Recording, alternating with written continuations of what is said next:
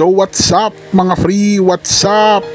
Araw ng Lunes mga free, nagkayayaan kami mag-asawa na pumunta sa pangalawang bahay namin, which is ang Quiapo Church mga free. Ayun na nga mga free, ma-share ko lang sa inyo no, ang Quiapo Church talagang napakamahiwaga, lalo na at kung ikaw ay totoong naniniwala at talagang nagtitiwala sa kanya mga free. Hindi ko na iisa-isain sa inyo kung ano yung mga himala na pinakita niya sa amin mga free. At sa araw nga na nagpunta kami ng Quiapo Church mga free, maswerte kami at inabutan namin na may misa sa simbahan mga free. At syempre, kailangan after ng misa, hindi po pwede na hindi kami dadalaw sa pahalik mismo mga free. So ayun na nga, pumila kaming mag-asawa. Syempre, dahan-dahan, talagang magtitiis ka mga free, makahawak ka lang sa Poong Jesus Nazareno mga free.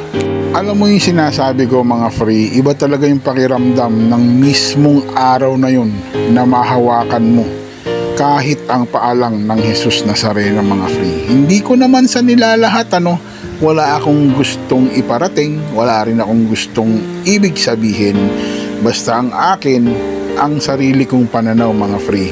Yun lang naman. Alam nyo mga free, iba talaga kasi ang pinaramdam at ipinakita sa amin ng Poong Jesus Nazareno. Kaya nga talagang naging deboto kaming mag-asawa. Yung tatlo naming anak habang nabubuhay sila, utang na loob namin ang kanilang buhay sa aming pamamanata sa Jesus Nazareno. Ayun na nga mga free, kapag nasa Quiapo Church ka na, hindi po pwedeng hindi mo dadayuhin ang tindahan ng mga tinapa, daing na bangus na talaga namang napakamura.